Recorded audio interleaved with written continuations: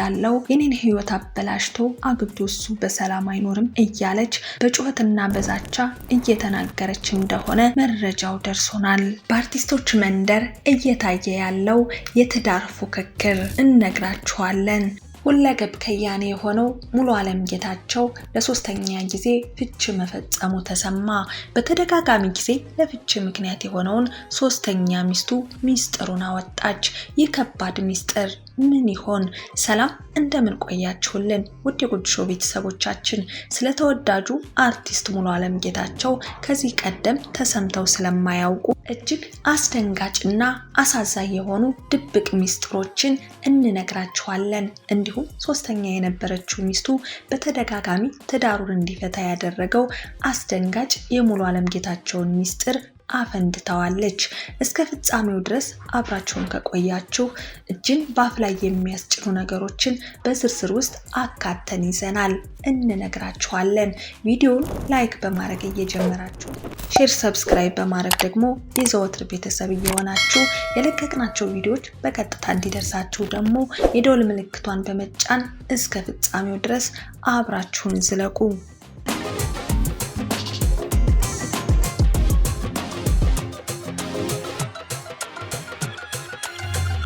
አርቲስት ሙሉዓለም ጌታቸው ገና የሃይ ስኩል ተማሪ ያለ ጸረ ኤዲስ ክበብ ገብቶ ተማሪዎች ድራማ ሲሰሩ ያየ በጥበብ ፍቅር በዛው ተነድፎ ቀርቶ ሙያውን በዛው እያሳደገ ብቻ ሳይሆን በዳይሬክቲንግ እና በፊልም ጽሑፍ ጭምር እየሰራ አቅሙን ያሳደገ ዛሬ ያለበት ደረጃ የደረሰ ጎበዝ ዳይሬክተር እና ጸሐፊም ጭምር ነው።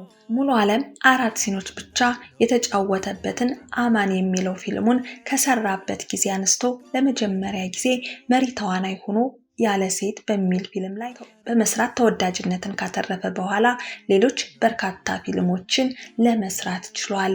ለመጀመሪያ ጊዜ ዘውድና ጎፈር ነበር። ለረጅም ጊዜ በዚህ የጥበብ ዘርፍ ላይ ለፍቶበት እዚህ ደረጃ የደረሰው ሙሉዓለም በትዳሩ ግን ስኬታማ መሆን አልቻለም። በመጀመሪያ ትዳሩ ድል ባለ ሰርግ አርቲስቶች ሁሉ በተገኙበት ያገባው ሙሉዓለም መንፈቅ እንኳን ሳይሞላው መለያየታቸው ብዙዎችን አነጋግሯል። በአርቲስቶች መንደር ለቀናት አለፍ ብሎ ለሳምንታትና ለወራት አሸሸ ገዳሜ ማለቱ የተለመደ ባህሪያቸው መሆኑ ይታወቃል። በዳይሬክቲንጉና እንዲሁም በጽሁፉ ወደር አይገኝለትም የተባለው ሙሉዓለም ጌታቸው እንደ ሌሎች አርቲስቶች ሲማግጥ አይታይም። ነገር ግን አይኑ ያረፈባትን እንስት በቅንጡ ሬስቶራንት ጋብዞ አበባና ውድ ስጦታ አበርክቶ በታገቢኛለሽ ጥያቄ ነገሩን በአጭር ጊዜ ይቋጨዋል። የታገቢኛለሽ ጥያቄው ወደ ቅንጡ ሰርግ አሻግሮት በትልልቅ ሆቴሎች ከአንድም 3 ጊዜ ድል ባለ ሰርግ ሙሌ ሲያገባ ለማየት በቅተናል። ሰርግና ሞት አንድ ጊዜ ነው የሚለው አባባል ከሙሌ ጋር አይሰራም። ከመጀመሪያ ትዳሩ መፍረስ በኋላ ጥቂት እንኳን የጥሞና የብቸኝነት ጊዜ እንኳን ሳያሳልፍ የእንጀራ ጥርስ የሚቆርጣት የምትመስል ቆንጅዬ ሴት ጋር መታየት ጀመረ። ለመጀመሪያ ሚስቱ ኤፍሬም ታምሩ የዘፈነውን ተጠቧል አምላክ ባንቺ ላይ ሲሰራሽ ከሌሎች በላይ የሚለውን ዘፈን አንጎራጉሮ ያገባት ሚስቱ ጋር 6 ወር ሳይሞላ መፋታቱ ተሰማ። ከዛም ሙሌ ተፋታ በተባለ ማግስት ከሁለተኛ ሚስቱ ጋር መታየት ጀመረ። እጮኝነታቸው መቼ ተጀምሮ መቼ ለፍጻሜ እንደደረሰ ባይታወቅም እንደ ድሃ ቀብር ፈጥኖ ድል ያለ ሰርግ መደገስ ተጀመረ። ያው ብዙ አርቲስቶችና ታዋቂ ሰዎች በተሰበሰቡበት ጨሰ አቧራው ጨሰ ተብሎ ቅንጡ በሆነ ሰርግ ሁለተኛ ሚስቱን አገባ። ሙሌም ከመጀመሪያ ትዳሩ አይኑን ባይኑ ለማየት አልታደለም ነበርና ሁለተኛ ትዳሩ ላይ ልጅ ወልዶ የአባትነትን ወግ በማየት እንኳን ደስ አለህ መልእክት ከወዳጅ ዘመዶቹና ከአድናቂዎቹ ጎርፎለት የነበረ ቢሆንም የሃኒሙን ጊዜያቸውን አጣጥመው እንኳን ሳይጨርሱ በማምሻው የነሙሌ ትዳር ከባድ ንፋስ ገባው። ታዲያም ይህ ወሬ በየቦታው ይዛመት ጀመረ።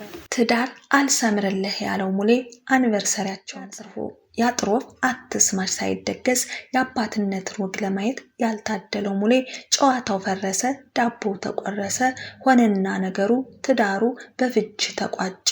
ለሙሌ ብቸኝነት የዳገት ያህል አስከፊ ሆነበት። ታዲያም አሁንም ዙሩን በማክረር ከቀድሞ እጅግ በፈጠነ መልኩ ለሶስተኛ ሰርጉ ሽር ጉዱን ተያያዘው።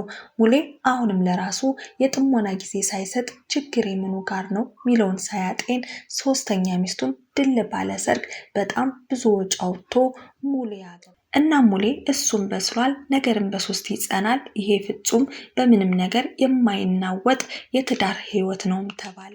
ሙሌ ሁሉንም ሚስቶቹን ለምን ይቅርባችሁ ብሎ ድል ባለ ሰርግ ነው የሚያገባውና ሰርግ ደግሞ ለሴት ልጅ እጅግ ተወዳጅና ለህይወቷም ልዩ ታዲያ ሶስተኛዋ የሙሌ ሙሽሪትም ታዲያ እልል ተብሎላት ደስ ብሏት አገባ። በጣም ቆንጆና አመለ ሸጋ ተብሎ የተነገረላት ሴት በመሆኗ ሙሌ ይችን ውብ ሴት አፈሰ ተብሎ ብዙ ተነገረ።